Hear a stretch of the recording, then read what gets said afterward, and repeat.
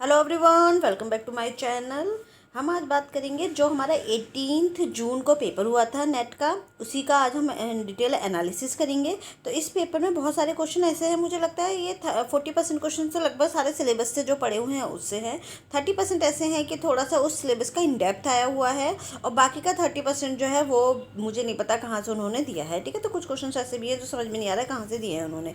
तो इस तरीके से ठीक है, पेपर वैसे बहुत ज़्यादा टफ भी नहीं है, क्योंकि जो हमारे लिए नया है, हमें नहीं आता, वो शायद किसी को भी नहीं आता, तो परसेंटाइल आपकी बराबर ही बन जाएगी। ठीक है, तो इसमें क्या है आपका, अगर आप देखोगे तो आज हम इस पूरे क्वेश्चंस को, इसके सभी क्वेश्चंस को इन डेप्थ हम एनालिसिस करेंगे कि क्या किस क्वेश्चन, कौन सा क्वेश्चन किस पोर्शन से आया है। तो देखते हैं आज के लेक्चर में कितने क्वेश्चंस हो पाते हैं इसके।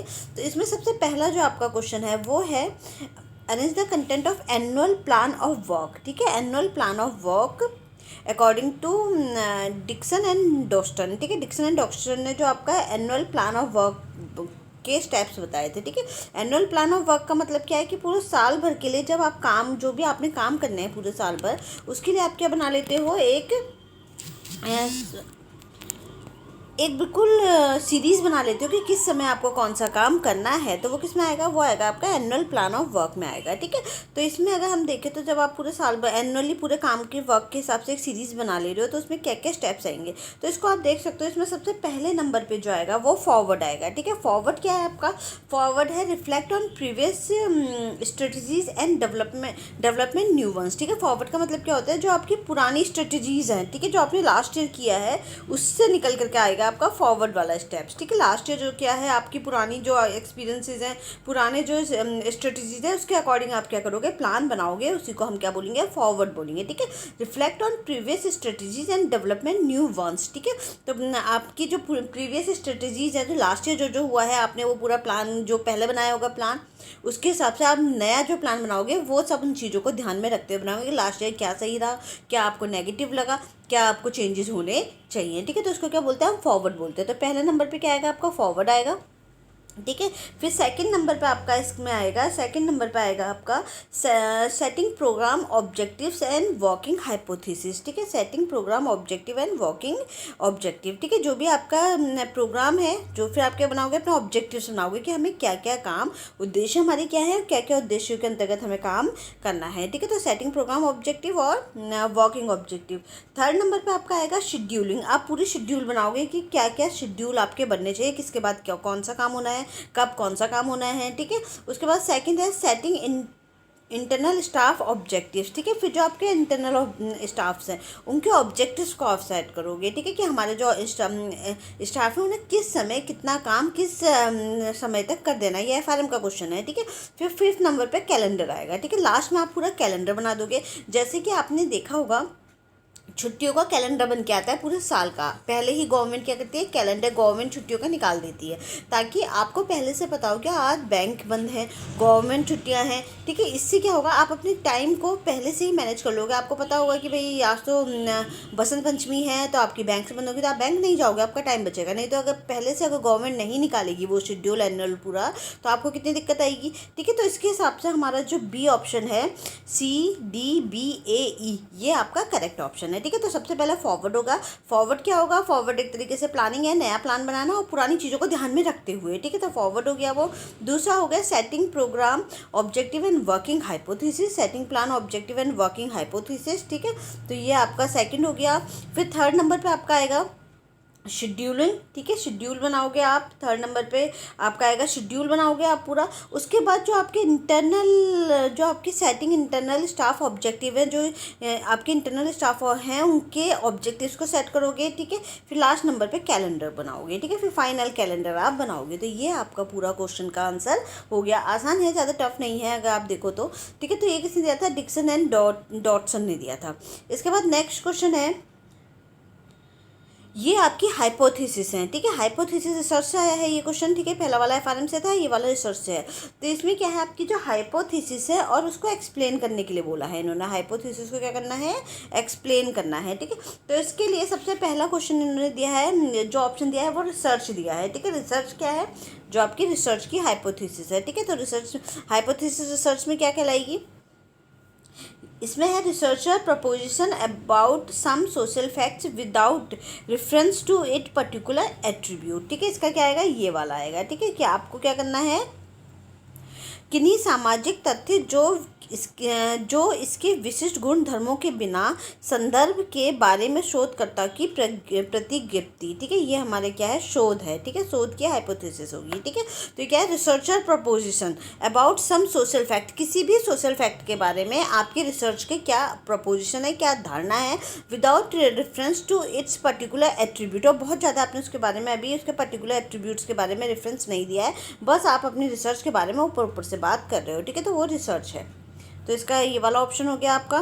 फिर सेकंड है वॉकिंग। वॉकिंग में आपका क्या आएगा, वॉकिंग में आएगा, वॉकिंग का मतलब जो जब आप काम कर रहे हो। ठीक है, वॉकिंग का मतलब क्या है, जब आप काम कर रहे हो, तो इसके अंदर आएगा आपका ये वाला फोर्थ वाला, preliminary assumption of researcher about topic when sufficient information is not available. ठीक है, मतलब कि आपके पास सफिशिएंट इन्फॉर्मेशन अभी अवेलेबल नहीं है, वर्किंग है ना, क्योंकि वर्किंग हाइपोथेसिस तो वही होगी कि अभी आपके पास सफिशिएंट इन्फॉर्मेशन नहीं है, तो अभी आप क्या कर रहे हो, प्रिलिमिनरी एजम्पशन बना रहे हो। शुरू में आपने एक एजम्पशन बना लिया है, तो पहला एजम्पशन बन गया है, आपका अनुमान आपने लगा लिया है, लेकिन वो अभी आपके पास सफिशिएंट इन्फॉर्मेशन अवेलेबल नहीं है, तो वो क्या होगा, आपका वर्किंग हाइपोथेसिस होगा, जिस हाइपोथेसिस पे आप काम कर रहे हो। ठीक है, अभी वो बिल्कुल फाइनल नहीं है, पर आपने काम करने के लिए हाइपोथेसिस बना दी और वो उसका अभी कोई बेस नहीं है, वो पूरी प्रूफ नहीं हुई है, अभी बस आप उस पर काम कर रहे हो। ठीक है, फिर है ऑल्टरनेटिव हाइपोथेसिस। क्या है ऑल्टरनेटिव हाइपोथेसिस, आपकी होगी ये है सी वाली, set of two hypothesis which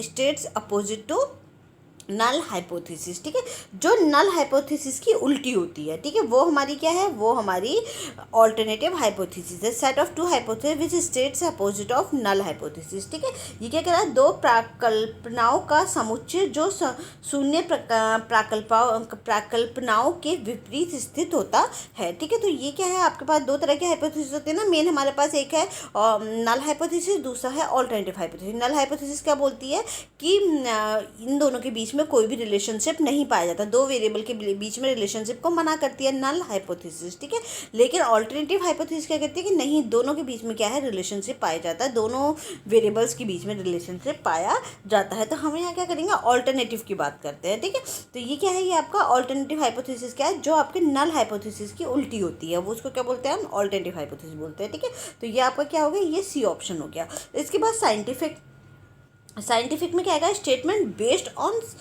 sufficient theoretical या एम्पिरिकल डेटा। मतलब अगर साइंटिफिक हाइपोथेसिस है तो वो क्या होगा, वो बिल्कुल बेस्ड होगी किस पे, सफिशिएंट और थियोरेटिकल डेटा पे बेस्ड होगा स्टेटमेंट। ठीक है, एक जो आपके पास पूरा प्रॉपर डेटा आएगा, ठीक है, उस पर बेस्ड होगा वो हाइपोथेसिस, जिसे हम क्या बोलेंगे, साइंटिफिक हाइपोथेसिस बोलेंगे। मतलब अब तक जैसे वर्किंग हाइपोथेसिस है वो अभी किसी पे डेटा नहीं है, वो तो प्रिलिमिनरी है। ठीक है, ऑल्टरनेटिव हाइपोथेसिस, रिसर्च हाइपोथेसिस, ये अभी प्रूफ नहीं हुई है, लेकिन जो साइंटिफिक हाइपोथेसिस है वो जब प्रूफ हो जाएगी, जब हमारे पास उसका प्रूफ होगा, कुछ ना कुछ हो सकता है, किसी डेटा के रूप में हो, थ्योरीज के रूप में हो, सफिशिएंट थ्योरेटिकल और आपके जो प्रूफ हैं उसके रूप में हो, तो उसे हम क्या बोलेंगे, साइंटिफिक हाइपोथेसिस बोलेंगे। ठीक है, तो रिसर्च में सबसे पहला क्या हो गया, researcher preposition about some social facts about without reference to its particular attribute, ये पहला वाला। ठीक है, वर्किंग हाइपोथेसिस में हमारा क्या आएगा, वर्किंग हाइपोथेसिस में ये आएगा, अभी काम हो रहा है, सफिशिएंट इन्फॉर्मेशन नहीं है, प्रिलिमिनरी है, शुरू में काम जो चल रहा है। दूसरा है ऑल्टरनेटिव हाइपोथेसिस। ऑल्टरनेटिव हाइपोथेसिस में हमारा क्या आएगा, set of two hypothesis which states opposite of null hypothesis के अपोजिट होती हैं। साइंटिफिक में जिसमें हमारे पास पूरा प्रूफ होता है, तभी तो साइंटिफिक है ना, वो पूरा प्रूफ होगा तब वो साइंटिफिक में आएगा। ठीक है, तो ये आपके चारों के आंसर हो गए। ठीक है, फिर नेक्स्ट क्वेश्चन है आपका, इसके बाद नेक्स्ट क्वेश्चन है, this parenting style encourage adolescence to be independent but still place limit and control on their actions. ठीक है, तो ये क्या कह रहा है, ये वाला क्वेश्चन ही बहुत आसान क्वेश्चन है। तो this parenting styles encourage adolescence to be independent, मतलब ये वाली जो पेरेंटिंग स्टाइल है वो कह रहा है कि एडोलसेंस जो है वो इंडिपेंडेंट होने पे काम करेगा, but still place limits and control on their actions. लेकिन फिर भी क्या करता है, वो उनके एक्शंस को कंट्रोल, फिर भी वो जो एडोलसेंस है उनके एक्शन को थोड़ा बहुत कंट्रोल करने का काम करता है। ठीक है, expensive verbal gives and take it allow and parents are warm and nurturant towards the adolescents। ठीक है, ये क्या बोल रहा है आपका, their actions extensive verbal gifts and take is allowed with parents are warm and nurturing towards the adolescents. adolescents के लिए क्या होते हैं, वो वार्म और नर्चर होते हैं, मतलब अच्छे वाले पेरेंट्स, ठीक है। माता पिता द्वारा लालन पालन की शैली में किशोरों को निराश्रित यानी कि स्वतंत्र होने के लिए प्रोत्साहन किया जाता है। आपके डिसीजन लेने की परमिशन आपको दी जाएगी, किंतु यथापि उनके कृत्यों पर सीमाबंद और नियंत्रण होता है। खुलकर वार्तालाप संवाद करने की अनुमति होती है और माता पिता किशोर के प्रति गर्मजोशी से और पोषण के रूप में, पोषण मतलब नर्चर, ये पोषण है, नर्चर नर्चर मतलब पालना पोषणा, ठीक है, ये ऐसे करते हैं हिंदी के ट्रांसलेशन में, के रूप में व्यवहार करता है। इस प्रकार की शैली निम्नांकित में से कौन सी है, ठीक है। तो इसमें आपकी आएगी अथॉरिटेटिव, यानी कि अथॉरिटेटिव को क्या बोलते हैं हम, डेमोक्रेटिव भी बोलते हैं। अथॉरिटेटिव या फिर डेमोक्रेटिव भी आप इसे बोल सकते हो, ठीक है। डेमोक्रेटिव और डेमोक्रेटिव, ठीक है। डेमोक्रेटिव और अथॉरिटेटिव पेरेंटिंग हमारी जो होती है उसको हम बोलते हैं ये अच्छी वाली पेरेंटिंग स्टाइल, जिसमें वो क्या करते हैं, एडोलसेंस को इनकरेज करते हैं अपने डिसीजन लेने के लिए, ठीक है। फिर भी थोड़ा बहुत उन पर कंट्रोल रखते हैं उनके एक्शंस पे, ठीक है। और बात करने के लिए उनको बात करने के लिए भी मोटिवेट करते हैं कि अपनी बात कहें वो। दूसरा, साथ ही साथ वार्म और नर्चरिंग पेरेंटिंग होती है एडोलसेंस के लिए, ठीक है। ये तो एडोलसेंस क्या सभी एज ग्रुप में के बच्चों के लिए करते हैं वो, ठीक है। तो ये क्या है, ये आपका अथॉरिटेटिव यानी कि आपका कौन सा वाला हो गया, डेमोक्रेटिव, ठीक है। अथॉरिटेटिव बोलो या डेमोक्रेटिव बोलो एक ही बात है। अथॉरिटेरियन तो वो वाले होते हैं जो आपकी सुनते ही नहीं, अपनी चलाते हैं, ठीक है। निग्लेक्टफुल वाले वो होते हैं भाड़ में जाओ, ठीक है। तो और बाकी इंडोलजेंट होते हैं अनुरक्ति परक, ठीक है, वैसा नहीं, जिन्हें आपसे कोई लेना देना नहीं होता है, ठीक है। तो ये इस तरीके के कुछ पेरेंटिंग स्टाइल है जिसमें इसका आंसर है अथॉरिटेटिव, ठीक है, ठीक है। तो जो इंटेलिजेंट पेरेंट्स होते हैं ये आपके कृपालु पेरेंट्स हैं, मतलब कौन से वाले पेरेंट्स हैं, जो आप जो कहोगे आपकी वो सुनेंगे, हर बात में बस उनको आपने जो कहा वही होगा, ठीक है। तो इंटेलिजेंट परमिसिव भी आप एक तरीके से बोल सकते हो, ठीक है। फिर इसके बाद नेक्स्ट क्वेश्चन है,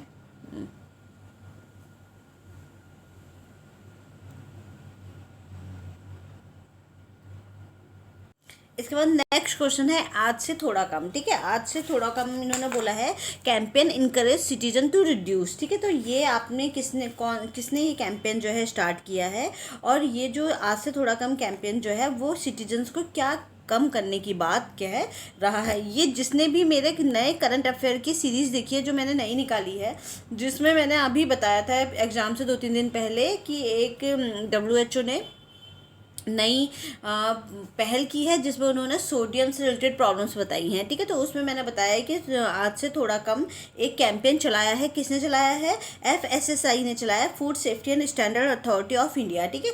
FSSAI ने ये कैंपेन चलाया है, जो कब स्टार्ट हुआ था, 2008 में स्टार्ट हुआ था FSSAI, ठीक है। उन्होंने एक कैंपेन चलाया है आज से थोड़ा कम, ठीक है। आज से थोड़ा कम कैंपेन में उन्होंने क्या कम करने की बात कह रहे हैं इस कैंपेन के अंतर्गत। ये अभी WHO ने भी नई रिपोर्ट दी है, जो मैंने जो नया होम साइंस से रिलेटेड जितने भी करंट अफेयर है वो मैंने एक नई सीरीज़ बनाई है, तो उसमें आप देख सकते हैं, ठीक है।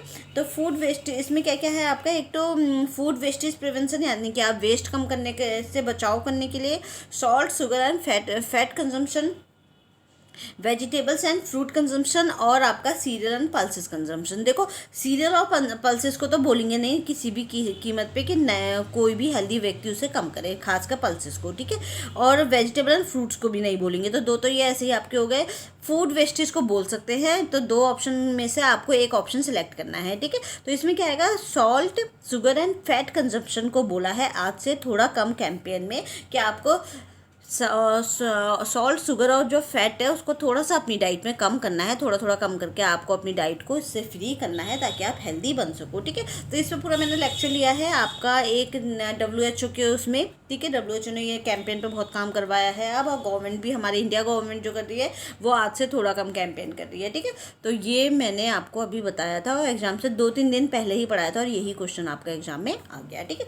इसके बाद नेक्स्ट क्वेश्चन है, the best approach for the airport waiting area chair is to design them according to ठीक है। तो ये क्वेश्चन में मुझे थोड़ा सा कन्फ्यूज़न क्या है, मुझे नहीं मिला इसका आंसर कहीं भी। तो ये इसका कोई तो एवरेज पॉपुलेशन बता रहा है, मेरे हिसाब से भी एवरेज होगी, पर कोई जो है 95th परसेंटाइल पॉपुलेशन बता रहा है, ठीक है। तो अब मुझे इसका सही एग्जैक्ट जो है मुझे नहीं पता इसका क्या आंसर है, पर दोनों किसी ने 95 परसेंटाइल भी बनाया, तो दोनों में से कोई भी हो सकता है इसका आंसर। तो इसका मैं कोई गारंटी नहीं लेती कि इसका आंसर क्या होगा, ठीक है। फिर नेक्स्ट क्वेश्चन है, select Cs among the 7 Cs of communication, ठीक है। कम्युनिकेशन के 7 सीज क्या क्या हैं? तो कम्युनिकेशन के जो 7 सीज हैं उसमें आप देखोगे तो इसमें एक तो 7 सी में क्या क्या आता है हमारा, कॉन्शियसनेस आएगी, एक कॉन्शियसनेस आएगी कम्युनिकेशन में, करेक्टनेस आता है, ठीक है। इसके अलावा क्लियरिटी आता है, और ये तीन ही बताने हैं इसमें, हाँ ठीक है, तीन ही बताने हैं। तो इसके हिसाब से आप देखोगे ए, बी और डी जो है वो ऑप्शन ठीक है। तो कौन कौन से हमारे कम्युनिकेशन के 7 चीज होते हैं? इसमें क्लियर है, कॉन्शियस है, ठीक है, कंसाइज, सॉरी कॉन्शियस नहीं है, कंसाइज चाहिए, ठीक है। कंसाइज मतलब संक्षिप्त, ठीक है। कंसाइज है, कॉन्क्रीट है, करेक्ट है, कोहेरेंट है, कंप्लीट और कोर्टियस, ठीक है। ये हमारे क्या हैं 7 सीज हैं। कौन कौन से? एक तो कंसाइज तो इन्होंने दिया ही है, संक्षिप्त वाला, ठीक है। करेक्ट इन्होंने दे रखा है, क्लियरिटी इन्होंने दे रखा है, तीन तो ये हैं। इन तीन के अलावा आपका कॉन्क्रीट है, एक कॉन्क्रीट, ठीक है। कॉन्क्रीट मतलब जो बात ठोस है बस वो बोलो जो बोलना है, फालतू की इधर उधर की मत बोलो कम्युनिकेशन में, ठीक है। तो कॉन्क्रीट हो गया। कॉन्क्रीट के बाद हो गया करेक्टनेस, हो गया, आ गया है हमारा, और कोहर्ट, ठीक है। कोहर्ट का मतलब सुसंगत, सही चीज़, ठीक है, इधर उधर की बातें नहीं। कोर्टियस हो गया आपका। इसके अलावा है, कोर्टियस का मतलब होता है विनम्र होना, ठीक है। तो विनम्रता से कम्युनिकेशन करना चाहिए। तो और कंप्लीट, एक कंप्लीट और है, ठीक है। तो आपके पास 4 ही हो गया, कंप्लीट, ठीक है, 4 हो गए आपके पास, और 3 उन्होंने दे रखे हैं। तो 7 सीज में आपके क्या आएंगे, clear, concise, concrete, correct, cohort, complete and courteous, ठीक है। तो ये आपके 7 सीज हैं हमारे कम्युनिकेशन के, ठीक है। ये कम्युनिकेशन में सब पढ़ाया जाएगा। इसके बाद नेक्स्ट क्वेश्चन है, when the monomers join end to end and liberate by a product it is, ठीक है। तो इसमें क्या है, मैं ये टेक्सटाइल का क्वेश्चन है, ठीक है। मैंने ये टेक्सटाइल में पढ़ाया था, जब हमारे फाइबर्स के अंदर क्या होता है, जो मोनोमर्स है वो आपस में जुड़ते हैं, ठीक है। तो उससे क्या बढ़ता है, पॉलीमराइजेशन की प्रोसेस बोलते हैं, ठीक है। तो जो फाइबर है, फाइबर के अंदर मोनोमर्स आपस में जुड़ करके क्या बनाते हैं, पॉलीमराइजेशन बनाते हैं, ठीक है। पॉलीमर बनाते हैं आपस में जुड़ करके। पॉलीमराइजेशन हमारी 2 प्रोसेस से बनता है, एक है हमारा एडिशनल पॉलीमराइजेशन और दूसरा है हमारा कंडेंसेशन पॉलीमराइजेशन। तो एडिशनल पॉलीमराइजेशन में जब 2 पॉलीमर आपस में जुड़ रहे हैं तो उन्हें किसी चीज़ की जरूरत नहीं होती, वो अपने आप जुड़ जाते हैं एडिशनल में। देखिए कंडेंसेशन पॉलीमराइजेशन वाली प्रोसेस में उन्हें कोई बाई प्रोडक्ट चाहिए होता है जो क्या करता है, आपस में मोनोमर्स को जोड़ने में हेल्प करता है। जैसे वाटर हो सकता है, इस तरीके से कोई ना बाई प्रोडक्ट चाहिए होता है, ठीक है। तो वो क्या है, वो आपका कंडेंसेशन पॉलीमराइजेशन है। तो इसका आंसर क्या है, कंडेंसेशन पॉलीमराइजेशन। टेक्सटाइल का क्वेश्चन है ये, फाइबर वाले चैप्टर में हम पढ़ाते हैं, ठीक है। तो ये आपका इसका आंसर हो गया कंडेंसेशन पॉलीमराइजेशन, जिसमें हम क्या करते हैं, फाइबर जो है, फाइबर को कोई बाई प्रोडक्ट, फाइबर में जो मोनोमर्स पाए जाते हैं उनको बाई प्रोडक्ट चाहिए होता है, कोई और प्रोडक्ट्स की हेल्प से ही वो आपस में जुड़ पाते हैं। तो जैसे वाटर हो गया, इस तरीके के किसी बाई प्रोडक्ट्स की हेल्प से वो जुड़ते हैं, तो उसको क्या बोलते हैं, कंडेंसेशन पॉलीमराइजेशन बोलते हैं, ठीक है। फिर नेक्स्ट है द फंक्शन ऑफ कम्युनिकेशन, ठीक है। कम्युनिकेशन के फंक्शंस क्या है, एक तो कम्युनिकेशन के फंक्शन क्या, आखिर हम कम्युनिकेशन कर क्यों रहे हैं। तो एक तो द इन्फॉर्मेशन फंक्शन है, इन्फॉर्म करने के लिए कम्युनिकेशन करते हैं। परसुएसिव फंक्शन यानी कि किसी को कन्विंस करने के लिए हम कम्युनिकेशन करते हैं। इंटीग्रेटिव फंक्शन, ठीक है, इंटीग्रेटिव मतलब सबको एक जैसी इन्फॉर्मेशन मिले, तो इंटीग्रेटिव फंक्शंस के लिए हम कम्युनिकेशन करते हैं। तो मेन हमारे क्या है, ये 3 फंक्शन है, ए, सी और ई, ठीक है। इसके अलावा इन्फॉर्मेशन करना, कंट्रोल करना, social interaction, motivation, emotional expression और डिसेमिनेशन, ये सब चीज़ें भी क्या है, हमारी कम्युनिकेशन के फंक्शन है। जैसे इन्फॉर्म करना, ठीक है, कंट्रोल करना चीज़ों को, उसके लिए कम्युनिकेशन को यूज़ किया जा सकता है। सोशल इंटरेक्शन के लिए हम कम्युनिकेशन को यूज़ कर सकते हैं, आपस में लोगों को बात करने के लिए, किसी को मोटिवेट करने के लिए, मोटिवेशन के लिए हम कम्युनिकेशन को यूज़ कर सकते हैं। इमोशनल एक्सप्रेशंस के लिए हम कम्युनिकेशन को यूज़ कर सकते हैं, मतलब आपस में हम क्या करें, एक दूसरे के साथ अपने इमोशंस को एक्सप्रेस कर सकें। डिसेमिनेशन मतलब चीज़ों को फैलाने के लिए हम क्या कर सकते हैं, कम्युनिकेशन का यूज़ कर सकते हैं। तो मेन आपके इसमें ये 3 है, ठीक है ना। कॉन्सेंट्रेशन फंक्शन और एग्जिस्टेंशियल फंक्शन इसके ऑप्शन में नहीं है, ठीक है। इसके फंक्शन नहीं है। अब इसके बाद नेक्स्ट क्वेश्चन है आपका 59 क्वेश्चन, ठीक है। 59 क्वेश्चन है, which of the following statement are true which regards of Pradhanmantri Matru Vandana Yojana, ठीक है। तो प्रधानमंत्री मातृ वंदना योजना ये आपका अच्छा खासा इसमें टॉपिक है ये पूरा आपका, इसमें से कई बार क्वेश्चन आ जाता है। तो एक तो प्रधानमंत्री MMMVY, ठीक है, प्रधानमंत्री मातृत्व Vandana Yojana PMMVY,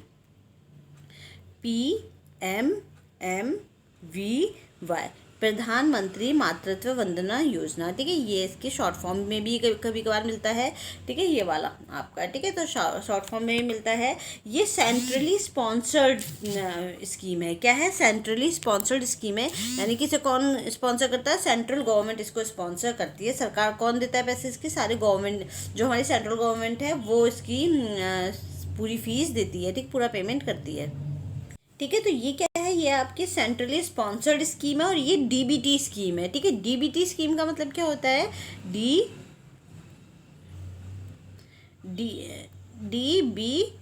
DBT scheme का मतलब होता है डायरेक्ट बेनिफिट ट्रांसफर स्कीम, मतलब सीधे सीधे आपको पैसा मिलेगा और आपके अकाउंट में जाएगा वो पैसा, या आपको कैश मिलेगा, ठीक है। डायरेक्ट बेनिफिट ट्रांसफर स्कीम, तो ये क्या है? आपको सीधे सीधे पैसे वाली मिलने वाली स्कीम को क्या बोलते हैं? डायरेक्ट, जो सीधे सीधे बेनिफिट आपको मिल रहा है, ठीक है।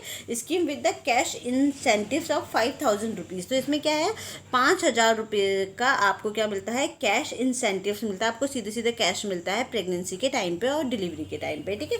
तो ये कितने में मिलता है? ये आपके 3 इंस्टॉलमेंट में मिलता है, मतलब 3 बार में मिलेगा आपको, पहले चेकअप पे, फिर दूसरे चेकअप पे और बाद में डिलीवरी के बाद, या फिर नहीं, पहले चेकअप पे मिलेगा और रजिस्ट्रेशन के टाइम पे मिलेगा, फिर आपको कब मिलेगा? दूसरा वाला मिलेगा आपको जब डिलीवरी हो जाएगी, और तीसरा वाला मिलेगा जब बच्चे के सारे ही वैक्सीनेशन हो जाएंगे। तो 3 इंस्टॉलमेंट में पैसे आपको मिलते हैं, ठीक है, 5000 रुपीज़ के। इसके बाद है आपका, ये गवर्नमेंट ऑफ इंडिया के थ्रू दिया जाता है और कौन सी मिनिस्ट्री के अंदर चल रहा है? Ministry of women and child development, ठीक है। किसके अंदर ये चल रही है? गवर्नमेंट ऑफ इंडिया के अंतर्गत ministry of women and child development ये स्कीम चला रही है, ठीक है। इसमें ये कब स्टार्ट हुई थी? ये आपकी हुई थी 1 जनवरी 2017 को स्टार्ट हुई थी। ये कौन सी? प्रधानमंत्री मातृ वंदना योजना, ये आपका 1 जनवरी 2017 में ये स्टार्ट हुई थी, ठीक है। तो इसके अलावा आपका under provision of national food security act, और किसके अंदर चलाई गई थी? ये चलाई गई थी national food security act NFSA, ठीक है। मतलब ये जिस एक्ट के अंतर्गत इसको चलाया जा रहा है वो है national food security act NFSA। 2013 में ये एक्ट बना था। इसके अंदर गवर्नमेंट ऑफ इंडिया ने ministry of women and child development की जो मिनिस्ट्री है उसने 1 जनवरी 2017 में सेंट्रली स्पॉन्सर्ड स्कीम PMMVY जो है वो चलाई थी, ठीक है। इनका मतलब क्या है? इनका काम क्या है? Provide financial support to lactating and pregnant mother, यानी कि जो प्रेग्नेंट मदर है, जो लैक्टेटिंग मदर है, उनको क्या देना है? एक थोड़ा बहुत पैसा, फाइनेंशियल सपोर्ट उनको देनी है, ठीक है। तो सिर्फ ये पहले बच्चे पे मिलती है आपको। जब आपका पहला बच्चा होगा तो आपको 5000 रुपीज़ मिलेंगे। कितने मिलेंगे? 5000 रुपीज़ मिलेंगे आपके पहले बच्चे पे, ठीक है।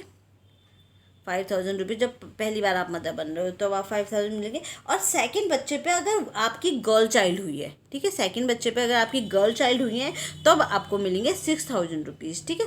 6000 रुपीज़ अगर गर्ल चाइल्ड हुई है सिर्फ उस केस में। अगर बॉय चाइल्ड होगा तो आपको इसके पैसे नहीं मिलेंगे, ठीक है। तो ABCD इसका ऑप्शन है, यानी कि एक तो providing conditional cash transfer to pregnant women and lactating mother, मतलब कि आपके बच्चे को, प्रेग्नेंट मदर और लैक्टेटिंग मदर को क्या देना है? कैश देना है, ठीक है। ये इसका ठीक है, 5000 का कैश देते हो आप। और अगर सेकंड बेबी है वो भी गर्ल चाइल्ड हुई है तो 6000 का देते हो।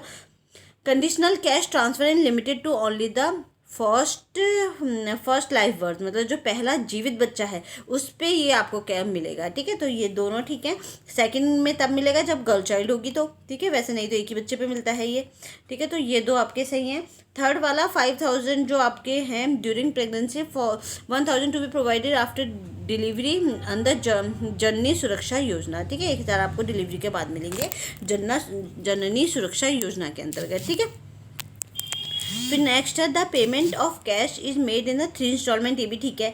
ठीक है, ये आपके चारों ऑप्शन इसके ठीक है। इसका जो लास्ट ऑप्शन है providing supplementary nutrition to pregnant women as taken home ration, ठीक है, मतलब घर में राशन नहीं देते हैं ये। ठीक है, ये वाला काम ये नहीं करते, ये ICDS वाला काम कर लेगा। ठीक है, तो ये इनका काम क्या है, इनका काम सिर्फ आपको थोड़ा बहुत कैश देना है, जो 5000 का कैश देता है, वो भी कई इंस्टॉलमेंट में देते हैं, 3 इंस्टॉलमेंट में। ये आप जाओगे तो पहले रजिस्ट्रेशन कराओगे तब कुछ पैसे मिलेंगे, फिर जब डिलीवरी के टाइम पे शायद कुछ मिलते हैं, और लास्ट में जब आपके बेबी के सारे वो हो गए होंगे, वैक्सीनेशन हो गए होंगे, तब आपको मिलते हैं। ठीक है, तो शायद सेकंड इंस्टॉलमेंट या तो किसी चेकअप के बाद मिलते हैं, सेकंड या थर्ड या फिर डिलीवरी के बाद मिलते हैं। ठीक है, तो इस तरीके से 3 इंस्टॉलमेंट में देते हैं।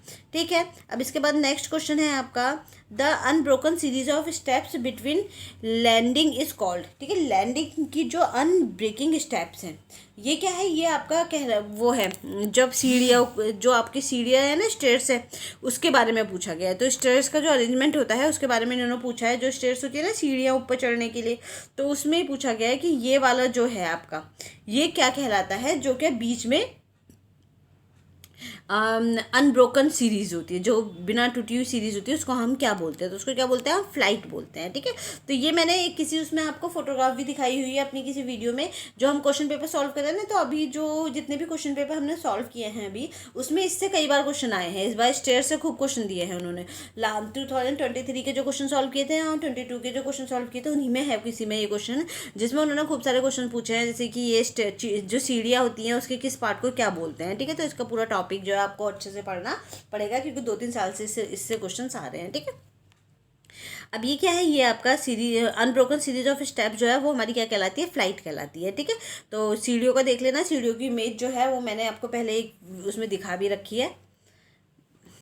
देखो ये वाला पार्ट है फ्लाइट का। ठीक है, ये दिखाई दे रहा है ना, ये फ्लाइट है। ठीक है, तो इन्होंने ये पूछा है कि जो अनब्रोकन स्टेप्स होती हैं, बिना टूटी हुई, जो ऊपर की तरफ चलता रहेगा एरिया, जो कंटिन्यूस मतलब कंटिन्यूसली चल रहा है, डिसकंटिन्यू नहीं हो रहा है, वो क्या कहलाता है, आपका फ्लाइट्स कहलाता है। ठीक है, तो उसको बोला है इन्होंने फ्लाइट।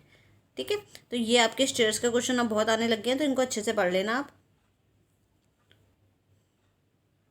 ठीक है, नेक्स्ट क्वेश्चन है which of the following is not a quality of leader in development communication. मतलब डेवलपमेंट कम्युनिकेशन में क्वालिटी की क्या, लीडर किसी लीडर की क्या क्वालिटी होना जरूरी नहीं है। तो इसमें इन्होंने सेल्फ कॉन्फिडेंस होना तो जरूरी है, क्योंकि अगर कोई भी लीडर है उसके अंदर कॉन्फिडेंस होना बहुत जरूरी है। क्रिएटिविटी एंड एम्पैथी होना जरूरी है। अडेप्टेबिलिटी, अडेप्ट कर ले वो चीज़ों के साथ, ठीक है, अपने आप को एडजस्ट कर ले। और क्रिएटिव हो, वो दिमाग से नए नए आइडियाज़ आए। और एम्पैथी है, लोगों को फील कर सके। ये तीनों चीज़ें होना जरूरी है। उसके सोशियो इकोनॉमिक स्टेटस अच्छा होना ज़रूरी नहीं है अगर आपको एक डेवलपमेंट कम्युनिकेशन का लीडर बनना है। तो ठीक है, तो ये ज़रूरी नहीं है। बाकी जो ये वाले हैं ये आपके सब ज़रूरी है। तो इन्होंने नॉट पूछा है, तो इसका आंसर क्या होगा, ये होगा। ठीक है, इसका आंसर क्या होगा आपका, गुड सोशल इकोनॉमिक बैकग्राउंड इसका आंसर आएगा।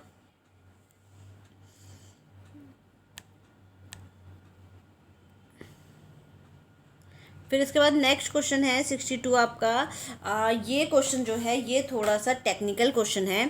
अगर इसके लिए पूरा टॉपिक ही हमें अच्छे से देखना पड़ेगा। तो एक तो प्रोलैप्स्ड अम्बिलिकल कॉर्ड। ठीक है, प्रोलैप्स्ड अम्बिलिकल कॉर्ड क्या होती है, जब आपकी जो बेबी हो रहा होता है, ठीक है, इसमें क्या होता है, जब डिलीवरी के टाइम पे अम्बिलिकल कॉर्ड जो है आपकी पहले बाहर आ जाए, ठीक है, और बेबी के फ्रंट में आ जाए, तो when the umbilical cord slip down in front of the baby, baby के फ्रंट में बाहर स्लिप डाउन हो जाए अम्बिलिकल कॉर्ड आपकी, after the water have broken, जब डिलीवरी के टाइम पे आपका जो वाटर है वो ब्रोकन हो गया है, ठीक है, तो उसे क्या बोलते हैं, हम उसको बोलते हैं प्रोलैप्स्ड अम्बिलिकल कॉर्ड। ठीक है, इसको प्रोलैप्स्ड अम्बिलिकल कॉर्ड हम बोलते हैं। तो इसका आंसर क्या आएगा आपका, इसका आंसर आएगा आपका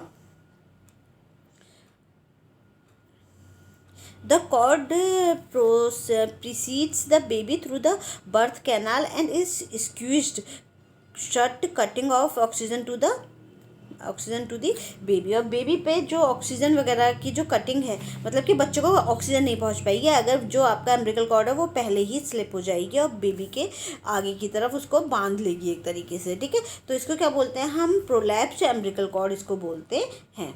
देखो ये है प्रोलैप्स अम्बिलिकल कॉर्ड का केस। ठीक है, इसमें क्या है, देखो अम्बिलिकल कॉर्ड बेबी का पहले आ रहा है बाहर। ठीक है, इससे क्या होगा, बच्चों को जो ऑक्सीजन जो पहुंचाती थी वो अम्बिलिकल कॉर्ड वो पहले ही बाहर आ जा रही है, तो जिसके चलते बच्चों को सही से ऑक्सीजन नहीं पहुंच पाएगी ब्रेन तक, और ब्रेन डेड होने के चांसेस भी हैं। आप देखो इस तरीके से इलज भी रहा है बच्चा उसमें ना बाहर आने के टाइम पे। ठीक है, तो इसको बोलते हैं प्रोलैप्स और अम्बिलिकल कॉर्ड। ठीक है, ठीक है। तो प्रोलैप्स्ड अम्बिलिकल कॉर्ड समझ में आ गया ना। तो ये क्या है, the cord proceeds the baby through the birth canal and is squeezed short, cutting off oxygen to the baby. ठीक है, और बेबी के जो ऑक्सीजन है उसको ये कट कर देता है। नाल जन्म गुहिका के माध्यम से शिशु से पूर्व बनता है और शिशु का ऑक्सीजन आपूर्ति की मांग बंद हो जाता है। ठीक है, वैसे ये ट्रांसलेशन में तो गुड़ का गोबर कर देते हैं ये। ठीक है, फिर इसके बाद है नेक्स्ट क्वेश्चन है आपका प्रोलैम्पसिया। प्रोलैम्पसिया इसका ये वाला तो आपका फर्स्ट हो गया। ठीक है, ये आपका हो गया ए। ठीक है, और दूसरा है आपका प्रोलैम्पसिया। प्रोलैम्पसिया में क्या है आपका, प्रोलैम्पसिया है आपका बी वाला। तो इसका आंसर है जब जो आपकी प्रेग्नेंट लेडी है, ठीक है, उसको हाई ब्लड प्रेशर और उसके यूरिन में प्रोटीन ज़्यादा हो जाता है, स्वेलिंग इन एक्सट्रीमिटीज, उसकी जो बॉडी के पार्ट्स हैं, जैसे फिंगर्स हो गए, हैंड हो गया, पैर हो गया, उसमें बहुत ज़्यादा स्वेलिंग आपको देखने को मिलती है। तो उसे क्या बोलते हैं, प्रिक्लैम्पसिया बोलते हैं। ठीक है, प्रिक्लैम्पसिया बोलते हैं। अब pregnant women with high blood pressure, ठीक है, ये ब्लड प्रेशर के साथ जब हाई प्रेग्नेंट वुमेन होती है, प्रोटीन इन हर यूरिया, उनके यूरिया में प्रोटीन आने लगता है, स्वेलिंग इन हर एक्सट्रीमिटीज़, और जो उनकी एक्सट्रीमिटीज़ है उसमें स्वेलिंग होनी शुरू हो जाती है। ठीक है, तो ये आपका क्या है, ये आपका फोर्थ है, सॉरी सेकंड है। ठीक है, ये सेकंड हो गया, ये फर्स्ट हो गया आपका। ठीक है, तो वो प्रिक्लैम्पसिया उसको बोलते हैं। ठीक है, अब इसके बाद नेक्स्ट है आपका सिफेलोपेल्विक डिस्प्रपोर्शन। ठीक है, यानी कि ये सिफेलोपेल्विक डिस्प्रपोर्शन का मतलब क्या होता है, जो वेजाइना है, ठीक है, जो आपका वेजाइना या पेल्विक एरिया जहाँ से बेबी बाहर आ रहा है,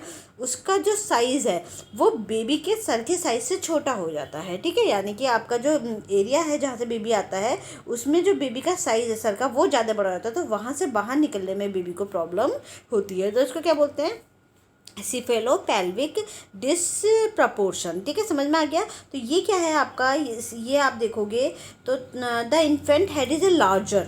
ठीक है, the infant has a larger than the pelvis making is it impossible for the baby to pass through the birth canal. तो इससे क्या होगा, आपका जो बेबी है वो बर्थ कैनाल से बाहर नहीं आ पाएगा। ठीक है, मतलब कि जो बर्थ कैनाल के जितने भी पार्ट्स हैं आपके बेबी मदर की, जहाँ से बेबी बाहर आ रहा है, उस पार्ट्स का साइज़ अगर छोटा है तो बच्चे के लिए बहुत प्रॉब्लम जाती है उस साइज बाहर निकल के आने में। ठीक है, तो ये क्या है, occur when there is a mismatch between the size of foetal head, मतलब जो बच्चे का सर है उसका साइज और size of maternal pelvis, resulting in the, जो मदर की जो पेल्विस है, ठीक है, मदर का जो वेजाइना और उसके एरिया है, उसका साइज़ छोटा हो जाता है, बेबी का जो साइज़ है सर का वो बड़ा हो जाता है। तो resulting in failure to progress in labour for mechanical reason. ठीक है, अब यहाँ पे लेबर फेल हो जाएगा, मतलब जो नॉर्मल डिलीवरी है वो होने में बहुत दिक्कत आएगी। तो इससे क्या होगा, मैकेनिकल रीज़न है, क्योंकि बॉडी की मशीन्स थोड़ी वीक है ना, इसमें वीक क्या है, छोटी पड़ गई हैं, और मदर बेबी का जो सर है वो ज़्यादा होगा। तो ये मैकेनिकल रीज़न के चलते क्या होगा, आपका लेबर होना मुश्किल हो जाएगा। तो हमें यहाँ सिजेरियन और उसके थ्रू जो है बेबी को बाहर निकालना होगा। ठीक है, तो ये आपका क्या है, ये आपका थर्ड वाला है। ठीक है, थर्ड। ठीक है, ये फर्स्ट हो गया, ये सेकंड हो गया, ये थर्ड हो गया। अब फोर्थ है इरेगुलर पोजीशन। इरेगुलर पोजीशन क्या होता है, in shoulder presentation the baby is laying crosswise in the uterus and the shoulder appears first in a breech presented, the buttock appears first। Irregular position में हमारा क्या आता है, इसमें इरेगुलर पोजीशन में हमारे जो बेबी का पैर वाला जो हिप्स वाला एरिया है वो पहले आता है और सर बाद में आता है। ठीक है, ये ब्रीच डिलीवरी जिसे हम बोलते हैं। ठीक है, इसमें मतलब कि बच्चा उल्टा पैदा हो रहा है। ठीक है, बेबी जो है उल्टा आ रहा है, तो ब्रीच डिलीवरी हम इसको बोलते हैं। तो इसमें ब्रीच डिलीवरी में क्या होता है, बटक वाला एरिया यानी कि हिप्स वाला एरिया, कमर वाला एरिया बच्चे का पहले आ जाएगा बाहर, और वो क्या जो सर है वो बाद में आएगा। ठीक है, कुछ लोग उल्टे पैदा होते हैं, मैं भी हुई हूँ, तो हमारे क्या है, पैर पहले आ गए थे और सर बाद में आते हैं। नॉर्मल डिलीवरी में क्या होता है, जब हम सही डिलीवरी होती है उसमें सर पहले आता है, तो बच्चे का सर पकड़ के आप उसे बाहर निकाल सकते हो आसानी से। लेकिन अगर उल्टी डिलीवरी होगी, आप पैर पहले आ रहे हैं, तो पैर जो है मदर की बॉडी में फंसने के चांसेस होते हैं, तो वहाँ पे थोड़ा प्रॉब्लम हो सकती है, जिसके चलते बच्चा जो है अंदर मदर की बॉडी में फंस जाए। ठीक है, तो ये आपका इरेगुलर पोजीशन है, यानी कि पोजीशन आपकी इरेगुलर है, गड़बड़ पोजीशन है। ठीक है, तो ये इसका आंसर हो गया। ठीक है, तो समझ में आ गया ना इसके। तो प्रोलैप्स अम्बिलिकल कॉर्ड है आपका, प्रोलैप्स अम्बिलिकल कॉर्ड आपका ये हो गया जब आपकी कॉर्ड जो है वो पहले आ जाए। प्रोक्लैम्पसिया में आपका जो मदर का जो ब्लड प्रेशर है वो ज़्यादा हो जाए। सिफेलोपेल्विक डिसप्रपोर्शन में जो मदर बेबी का हेड है और जो मदर की जो पोर्शन है जहाँ से बेबी बाहर आ रहा है, बॉडी पार्ट्स हैं वो थोड़े छोटे रह गए हैं। ठीक है, इरेगुलर पोजिशन जो है वो बच्चे जब उल्टे पैदा हो रहे हैं। ठीक है, तो ये इसका आंसर हो गया सब। ठीक है, इसके बाद नेक्स्ट क्वेश्चन है, ये भी आसानी क्वेश्चन है। Research conducted by controlling one or more variable and comparing control and experimental group is known as. ठीक है, research conducted by controlling one or more variable, मतलब कि आप एक या एक से ज़्यादा वेरिएबल को क्या कर रहे हो, कंट्रोल कर रहे हैं। और comparing control and experimental group. ठीक है, और एक्सपेरिमेंटल ग्रुप और कंट्रोल ग्रुप को आप क्या कर रहे हो, कंपेयर कर रहे हो। तो ये है आपका एक्सपेरिमेंटल रिसर्च। सबसे आसान क्वेश्चन मुझे ये लगता है, क्योंकि जहाँ भी आप चीज़ों को कंट्रोल कर रहे हो फिर उसका रिजल्ट देख रहे हो, कंपेयर कर रहे हो चीज़ों को, तो वो एक्सपेरिमेंटल रिसर्च के अंदर आएगा। ठीक है, ये हमने सब रिसर्च में बहुत अच्छे से पढ़ा है ये वाला क्वेश्चन। फिर नेक्स्ट है आपका, ये आपकी कुछ थ्योरीज हैं। इसमें से पहली थ्योरी है आपकी फ्रेडरिक हर्ट्ज़बर्ग की। ठीक है, फ्रेडरिक हर्ट्ज़बर्ग ने क्या दिया था आपको, इन्होंने आपकी टू फैक्टर थ्योरी दी थी। फ्रेडरिक हर्ट्ज़बर्ग ने क्या, कौन सी दी थी, टू फैक्टर थ्योरी दी थी। ठीक है, ये आपकी टू फैक्टर थ्योरी आपकी किस में आएगी, फ्रेडरिक हर्ट्ज़बर्ग ने आपकी दी थी टू फैक्टर थ्योरी। ठीक है, फ्रेडरिक हर्ट्ज़बर्ग ने आपकी टू फैक्टर थ्योरी दी थी, जिसमें उन्होंने दो फैक्टर बताए थे। कौन कौन से थे, मोटिवेशन के दो फैक्टर्स बताए थे। मोटिवेशनल थ्योरी है ये। ठीक है, ये वाली एफआरएम की मोटिवेशनल थ्योरी में हमने पढ़ी है ये। तो फ्रेडरिक हर्ट्ज़बर्ग ने क्या बोला था, टू फैक्टर थ्योरी बताई थी। उन्होंने दो फैक्टर्स बताए थे मोटिवेशन के, एक है हाइजीन और एक मोटिवेटर्स। ठीक है, हाइजीन फैक्टर और मोटिवेटर्स, दो फैक्टर्स उन्होंने बताए थे। ठीक है, आपने ये हमने एफआरएम की थ्योरी में पढ़ा हुआ है। तो इसका आंसर क्या है आपका, ए। ठीक है, सेकेंड वाला है ए का। फिर है विक्टर व्रूम। विक्टर व्रूम ने हमारे क्या है, विक्टर व्रूम है, इन्होंने दी है एक्सपेक्टेंसी थ्योरी। ठीक है, विक्टर व्रूम ने क्या दी है, एक्सपेक्टेंसी थ्योरी दी है विक्टर व्रूम ने। आजकल ये खूब आ रही है विक्टर व्रूम की थ्योरी, कई बार देख ली मैंने। ठीक है, तो ये सेकंड वाली जो है वो हमारी क्या है, विक्टर व्रूम ने दी है एक्सपेक्टेंसी थ्योरी। ठीक है, इन्होंने क्या बोला था कि व्यक्ति तभी काम करता है जब उसकी रिवॉर्ड की उम्मीद हो, या गुड वर्क फॉर रिवॉर्ड। ठीक है, मतलब मैं तभी अच्छा काम करूँगी जब मुझे उससे कुछ मिलने की उम्मीद होगी, कि मुझे कुछ अच्छा रिवॉर्ड मिलेगा, अच्छी सैलरी मिलेंगी, अच्छे पैसे मिलेंगे, या मुझे प्रेज ही मिलेगा, कुछ मुझे मिले उसके बदले, तभी मैं एक अच्छा काम करूँगी। तो ये विक्टर व्रूम की एक्सपेक्टेंसी थ्योरी है कि मुझे काम मैं तब करूँगी जब मुझे कुछ एक्सपेक्टेशंस होंगी। ठीक है, फिर ये इसके बाद सी है मैक्लीलैंड। ठीक है, मैक्लीलैंड में है आपका एक्वायर्ड नीड थ्योरी। ठीक है, मैक्लीलैंड में क्या है आपका, एक्वायर्ड नीड थ्योरी। ये आपका ए हो गया। ठीक है, ये बी हो गया और ये आपका सी हो गया। ठीक है, तो मैक्लीलैंड है आपकी रिक्वायर्ड नीड थ्योरी। ठीक है, तो ये क्या बता रहा है कि हर पर्सन की क्या होती है, तीन मेन ड्राइविंग मोटिवेटर्स होते हैं हर पर्सन की। ठीक है, तो जो भी हम कुछ मोटिवेशन के लिए चाहिए होता है, तो हमें क्या चाहिए, तीन चीज़ें चाहिए मोटिवेट होने के लिए। ठीक है, तीन चीज़ें हमारे मोटिवेटर्स की तरह काम करते हैं। द नीड फॉर अचीवमेंट, कि हमें कुछ अचीव करना है। एफिलिएशन और पावर, हमें कोई पावर चाहिए होती है। डेवलप्ड बाय एक्सपीरियंस, और किसके थ्रू, एक्सपीरियंस के थ्रू ये चीज़ें जो है वो डेवलप होती है। तो एक्वायर्ड नीड थ्योरी हमारी क्या है, ये दी थी मैक्लीलैंड ने दी थी। ठीक है, ये सब थिंकर्स हैं और इन्होंने जो मोटिवेशन की थ्योरी दी थी हमें उनके साथ मैच करना है। ठीक है, तो फिर है अपना डोंगलेस मैकग्रेगोर, इन्होंने थ्योरी एक्स और थ्योरी वाई दी थी। ठीक है, मैकग्रेगोर ये पढ़ी है हमने। ठीक है, पढ़ी तो हमने ये दोनों पढ़ रखी हैं, ये वाली और ये वाली मोटिवेशन थ्योरी में। ठीक है, तो मैकग्रेगोर ने आपकी कौन सी दी थी, थ्योरी एक्स और थ्योरी वाई दी थी। ठीक है, थ्योरी एक्स और थ्योरी वाई में आप उन्होंने क्या बताया था, मोटिवेटिंग थ्योरी में कि अगर थ्योरी एक्स का क्या मतलब है, जो थ्योरी एक्स और थ्योरी वाई दो तरह के वर्कर होते हैं, थ्योरी एक्स वाले और थ्योरी वाई वाले। ठीक है, मतलब कि हमारे पास दो तरह के एम्प्लॉयज़ हैं, एक थ्योरी एक्स वाले और थ्योरी वाई वाले। थ्योरी एक्स वाले नेगेटिव एस्पेक्ट के एम्प्लॉयज़ होते हैं, जो काम करने में बोर होते हैं। ठीक है, थ्योरी वाई वाले जो हैं वो पॉजिटिव एस्पेक्ट में होते हैं। ठीक है, तो थ्योरी एक्स और थ्योरी वाई हैं ये। ठीक है, तो जिन्हें खुद से ही मोटिवेशन होता है काम करने का, वो थ्योरी वाई में आएंगे। जो खुद से काम नहीं करने पड़ते, उन्हें धक्का करना पड़ता है, भैया काम करो, वो थ्योरी एक्स वाले आएंगे। ठीक है, नेगेटिव वाले थ्योरी एक्स है और पॉजिटिव वाले थ्योरी वाई हैं। तो ये मैकग्रेगोर ने दी थी ये थ्योरी। ठीक है, इसके बाद नेक्स्ट क्वेश्चन है हमारा मल्टीप्लेक्स और कंपोजिट फैब्रिक्स आर, ठीक है। मल्टीप्लेक्स और कंपोजिट फैब्रिक्स आपके क्या क्या हैं? तो मल्टीप्लेक्स और कंपोजिट फैब्रिक क्या है? ये आपका bonding and lamination one or more layer of textile material, मतलब टेक्सटाइल मटेरियल में एक से ज़्यादा जब हम लेयर्स को बॉन्ड करते हैं, मल्टीपल लेयर्स को, तो या लेमिनेट करते हैं तो उनको हम क्या बोलते हैं? मल्टीप्लेक्स और कंपोजिट फैब्रिक्स हम उनको बोलते हैं, ठीक है। Bonding and laminating one or more layers of textile material, ठीक है। टेक्सटाइल मटेरियल की एक से ज़्यादा लेयर्स को जब हम बॉन्ड करते हैं और लेयर करते हैं, तो इसमें एक तो लैमिनेटेड वाला आ जाएगा, ठीक है, नीटेड वाला आ जाएगा, और थर्ड वाला कोटेड वाला आ जाएगा। तो हमारा मल्टीप्लेक्स और कंपोजिट क्या है? ये तीन है। फॉर्म्स एंड टफल्ड हमारा इसमें नहीं आएगा, ठीक है। तो ये तीन आपके इसका आंसर है। लैमिनेटेड करी हुई, नीटेड करी हुई और कोटेड करी हुई, ये आपका टेक्सटाइल का है, ठीक है। ये कंपोजिट फैब्रिक होते हैं एक तरीके के। वो फैब्रिक कौन सा है? जिसमें हम लेयर्स को आपस में बांध देते हैं, ठीक है, लैमिनेट कर देते हैं चीज़ों को। तो इसमें लैमिनेटेड आएगा, निटेड आएगा और कोटेड आएगा, ठीक है। तीन इसके अंदर आएंगे हमारे। तो मल्टीप्लेक्स और कंपोजिट फैब्रिक हमारे ये होते हैं।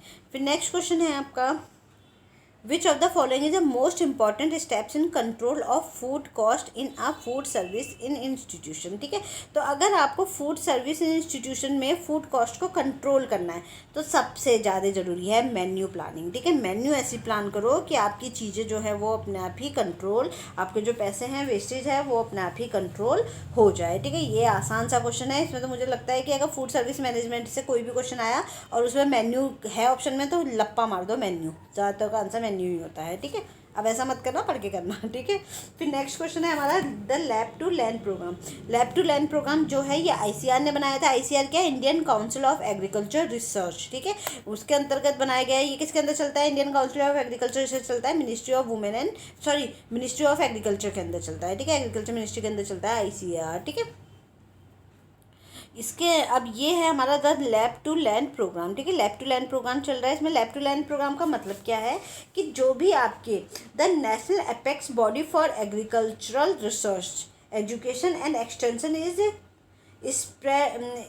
Spreading the lab to land programme, ठीक है। ये क्या कह रहा है? आपका जितनी भी नेशनल, ये एक तो नेशनल अपेक्स बॉडी है, ठीक है। नेशनल अपेक्स बॉडी मतलब अपनी खुद की ये काम कर रही है, नेशनल लेवल पे काम कर रही है आईसीआर, ठीक है। और इसने क्या करा है? एक प्रोग्राम बनाया है लैब टू लैंड, जो क्या करता है? रिसर्च को, एजुकेशन और एक्सटेंशन को लैब से लेकर के लैंड तक पहुंचाता है। यानी कि जो भी लैब में एक्सपेरिमेंट्स हो रहे हैं, उन एक्सपेरिमेंट्स की जानकारी जो कहाँ तक पहुंचानी है? किसानों तक पहुंचानी है, फार्मर्स तक पहुंचानी है। वो क्या है? लैब टू लैंड प्रोग्राम है, ठीक है। और ये कब बना था? आपका 1979 में बना था ये वाला प्रोग्राम, ठीक है। कब स्टार्ट हुआ था? 1979 में स्टार्ट हुआ था, ठीक है। The programme covers all activities pertaining to the transfer of technology, innovation and information to farmers and fielders, ठीक है। जो भी फार्मर्स हैं, जो फील्डर्स हैं, जो फील्ड पे काम हो रहा है, जो फार्मर्स हैं, वहाँ तक सभी तरह की टेक्नोलॉजी, इनोवेशन की इन्फॉर्मेशन आपको पहुँचानी है, ठीक है। तो किसके थ्रू है? Lab to land programme. मतलब जो लैब में हमारी टेक्नोलॉजी डेवलप हो रही है, नई नई चीज़ों की इनोवेशंस हो रहे हैं, उन टेक्नोलॉजी और इनोवेशंस को कहाँ तक पहुँचाना है? उसको हमें फार्मर्स तक पहुँचाना है, ठीक है। तो ये हमारा कब बना था? लैब टू लैंड प्रोग्राम बना था 1979 में, ठीक है। जैसे कि अभी मैंने अपने नए वाली सीरीज़ में आपको वो बताया है कि एक नया तरीके का यूरिया डेवलप हुआ है। तो वो यूरिया कहाँ डेवलप हुआ है? लैब्स में डेवलप हुआ है। इंडिया की इफ़को ने किया है वो डेवलप। अब उस जो यूरिया को है वो गाँव के जो विलेजर्स हैं, जो फार्मर्स हैं, उन तक कौन पहुँचाएगा? तो वो किसके थ्रू पहुँचेगा? लैब टू लैंड प्रोग्राम के थ्रू पहुँचेगा, ठीक है। इसके बाद नेक्स्ट क्वेश्चन है which of the following change occur in protein due to the denaturation, ठीक है। अगर आपका डीनेचुरेशन हो रहा है प्रोटीन, आपको पता ही है जब पनीर बनाते हैं तो हम क्या करते हैं? प्रोटीन का डीनेचुरेशन ही तो होता है ना। जब आप क्या करोगे? दूध को हीट करोगे, जो आपका मिल्क है उसको हीट करोगे, ठीक है। हीट करने के साथ उसमें आप नींबू डालोगे या विनेगर डालोगे और उसके पीएच को घटा दोगे 4.6 तक। तो वो क्या होगा? जब पीएच घट जाएगा 20 डिग्री सेंटीग्रेड पे 4.6 पीएच तक आप उसको घटाओगे, अपने किसको? मिल्क को, ठीक है। उसका पीएच घटा दोगे। वैसे कितना होता है? 6.6 होता है, लेकिन हम उसे घटा के 4.6 तक ले आते हैं पीएच को। तो जब हम उसे घटा देंगे तो वो क्या होगा? प्रोटीन जो है, हमारे मिल्क के जो प्रोटीन है, वो क्या हो जाएगा? डीनेचर हो जाएगा, ठीक है। तो जब वो डीनेचर होगा तो उसमें क्या क्या चीज़ें क्या क्या चीज़ें जो है वो चेंज हो जाएंगी। देखो इसमें ना सॉल्युबिलिटी ऑफ प्रोटीन इंक्रीज सबसे पहले हटा दो। क्यों? क्योंकि तुमने देखा है मिल्क में सॉल्युबिलिटी होती है, लेकिन जब वो घुल जाता है आराम से वाटर के साथ, ठीक है। लेकिन जब हम उसको डीनेचर करते हैं, उसके पनीर को प्रोटीन को तोड़ करके उसे पनीर की शेप में लेके आते हैं, तो वो सॉलिड हो जाता है, ठीक है। जब वो सॉलिड हो जाता है तो इसका मतलब क्या है, जो सॉल्युबिलिटी है वो घट जाती है, ठीक है। तो ये तो एक तो उल्टा ही बोल रहा है ना कि इंक्रीज हो रही है सॉल्युबिलिटी ऑफ प्रोटीन, इंक्रीज नहीं होगी, वो डिक्रीज हो जाएगी। फिर वो पनीर कहाँ घुलता है पानी में, है ना। पनीर को पानी में डाल रहे हो फिर वो नहीं घुलेगा, उसकी सॉल्युबिलिटी जो है, उसकी घुलनशीलता जो है वो कम हो जाती है, ठीक है। तो इसका एक तो ये तो सबसे पहला ये वाला हटा दो, तो बाकी चार अपने आप ही ठीक हो जाएंगे। क्योंकि पनीर क्या होता है, सॉलिड हो जाता है जब हम उसे डीनेचर करते हैं। डीनेचर किया और पनीर सॉलिड हो गया तो फिर वो पानी में नहीं घुलता है, यानी कि जो सॉल्युबिलिटी ऑफ प्रोटीन है वो उसकी घट जाती है, बढ़ती नहीं है। तो ये इन्होंने गलत सेंटेंस बोला है, तो इसको हम हटा देंगे सीधे सीधे, तो हमारे आंसर वैसे ही आ जाएंगे चारों, बचे हुए चार हमारे आंसर हो जाएंगे। तो सॉल्युबिलिटी ऑफ प्रोटीन जो है वो हमारी डिक्रीज हो जाती है, घट जाती है, ये आंसर ठीक है। The peptide bond of protein, protein के जो पेप्टाइड बॉन्ड है, जिनके थ्रू जो प्रोटीन के जो अमीनो एसिड है वो आपस में जुड़े रहते हैं, तो उसको क्या बोलते हैं, पेप्टाइड बॉन्ड बोलते हैं, ठीक है। Are readily available for hydrolysis by proteolytic enzyme, जो प्रोटियोलिटिक एंजाइम्स है, जो प्रोटीन को तोड़ने वाले एंजाइम्स हैं, उनके थ्रू क्या होता है, आपका जो पेप्टाइड बॉन्ड है प्रोटीन का वो टूट जाते हैं, ठीक है। ये भी सही है, ठीक है। Viscosity and optical rational increase, ठीक है। जो विस्कोसिटी है वो उसकी बढ़ जाती है, ठीक है। और आपका biological properties such as catalyst, hormonal etcetera are lost, और जो बायोलॉजिकल प्रॉपर्टीज़ है वो उसकी खो जाती हैं, ठीक है। तो ये लास्ट के चारों आंसर जो है वो ठीक है, और जो शुरू का है वो गलत है। तो इसका आंसर क्या हो जाएगा, ये हो जाएगा, ठीक है। नहीं सॉरी, इसका आंसर होगा आपका बी सी डी ई, यानी कि बी वाला ऑप्शन आपके इसका हो जाएगा, ए वाला आपका गलत है इसमें, ठीक है। तो बी सी डी ई इसके आंसर हो जाएंगे, ठीक है। तो ये सब चीज़ें होती है जब हमारा प्रोटीन जो है वो डीनेचर हो जाता है। इसके बाद नेक्स्ट क्वेश्चन है, which of the following act come into force as back as in 1954, ठीक है। तो कौन सा एक्ट जो है वो 1954 में बना था, तो सिंपल सा है, prevention of food adulteration act हमारा कब बना था, 1954 में बना था, ठीक है। 1954 में बना था हमारा prevention of food adulteration act, ठीक है। इसमें से जो the standard of weight and measurement act, ये हमने किस में पढ़े थे, ये हमने कंज्यूमर में पढ़े हुए हैं, ये दोनों कंज्यूमर वाले चैप्टर में हमने दोनों पढ़े हुए हैं, ठीक है। The standard of weight and measurement act ये हमारा कब बनता है, ये हमारा बनता है, ये कब स्टार्ट हुआ था, ये 1976 में स्टार्ट हुआ था हमारा, ठीक है। और अमेंडमेंट 1976 में स्टार्ट हुआ था हमारा standard of weight and measurement act, ठीक है। ये हमारा 1976 में स्टार्ट हुआ था। Water prevention and control of pollution act, ये हमारा हुआ था 1974 में, ये वाला हमारा कब हुआ था, 1974 में। और 1988 में ये अमेंडमेंट हुआ था, यानी कि दोबारा से इसमें कुछ बदलाव हुए थे 1988 में, ठीक है। इसके बाद जो इन्वायरमेंट प्रोटेक्शन एक्ट है ये 1986 में आया था, ठीक है। 1986 में आया था इन्वायरमेंटल प्रोटेक्शन एक्ट, ठीक है। तो ये सबका मैंने बता दिया आपको। तो सबसे पहला जो prevention of food adulteration act है वो 1954 में आया था। Standard of weights and measurement act 1976 में आया था। Water prevention and control of pollution act 1974 में आया था, और दोबारा से इसमें कुछ चेंज करके इसका अमेंडमेंट निकाला गया था 1988 में। इन्वायरमेंट प्रोटेक्शन एक्ट आया था हमारा 1986 में, ठीक है। इसके बाद है which of the following statement, which of the following statement is not true for arithmetic mean, ठीक है। एरिथमेटिक मीन के लिए इसमें से कौन सा स्टेटमेंट जो है वो सही नहीं है। तो जब हम एरिथमेटिक मीन निकाल रहे हैं तो इसमें से किसकी ज़रूरत नहीं है, किसकी ज़रूरत नहीं है, फॉलोइंग स्टेटमेंट नॉट ट्रू, ठीक है। इट्स कैलकुलेशन इज ईजी, ठीक है। एरिथमेटिक मीन को निकालना जो है वो आसान है, सही बात है ये, ठीक है। इसके बाद it not necessary for give units may be orderly ranked, ठीक है। तो इट इज़ नॉट नेसेसरी, ये जरूरी नहीं है कि आप जो यूनिट दी गई है उसको रैंक में लगाओ, ऑर्डरली रैंक करो, मतलब छोटे से बड़े या बड़े से छोटे की तरफ करो। It makes into consideration all the score in distribution, ठीक है। जो भी स्कोर्स आए हैं हमारे डिस्ट्रीब्यूशन के उसको लेंगे हम इसमें। Means is useful in calculation ratio, और जो मीन है वो आपका रेशियो को कैलकुलेट करने के लिए ज़रूरी है, ठीक है। तो इसका जो आंसर है वो है आपका कि जो आपका इट इज़ नॉट नेसेसरी, यहाँ ज़रूरत नहीं है कि इसको हम ऑर्डरली लगाएं, तो इसको ऑर्डरली लगाना होगा, तब हमारा एरिथमेटिक मीन जो है वो निकल के आएगा, ठीक है। फिर नेक्स्ट क्वेश्चन है ये, arrange infant development norms in sequence, ठीक है। ये आसान सा है, ये इसमें अगर थोड़ा सा दिमाग लगाओ, वैसे इन्होंने थोड़ा सा घुमावदार दिया है, पर थोड़ा सा दिमाग लगाओ तो आप इसे कर लोगे, ठीक है। तो इसमें क्या है आपका, इसमें जैसे कि इसमें इन्होंने अचीविंग ब्लैडर कंट्रोल, तुमने देखा होगा, पुल्स टू स्टैंड पोजीशन, खड़े होने के लिए चीज़ों को पकड़ के खड़ा होना, ठीक है।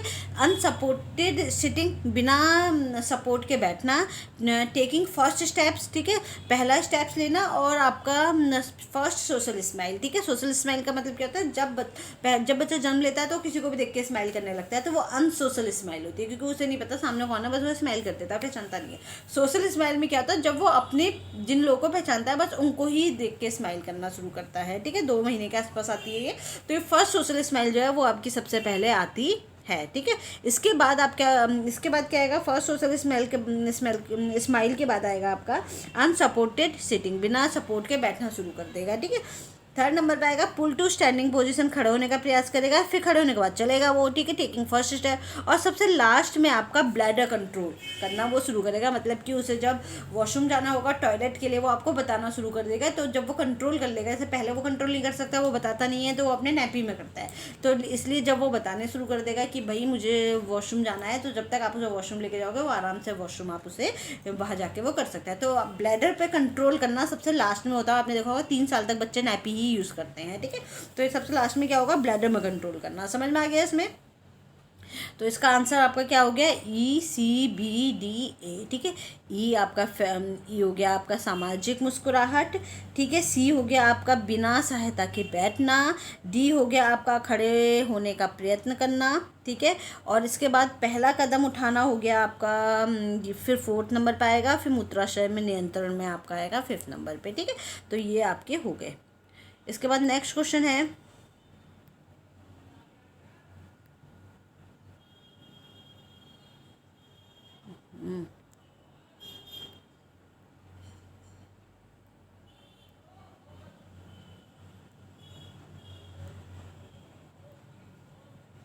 चलिए इसके नेक्स्ट क्वेश्चन जो है हम अपने नेक्स्ट वीडियो में करेंगे। तब तक आप इतना क्वेश्चन रिवाइज कीजिए। Thank you everyone, have a nice day.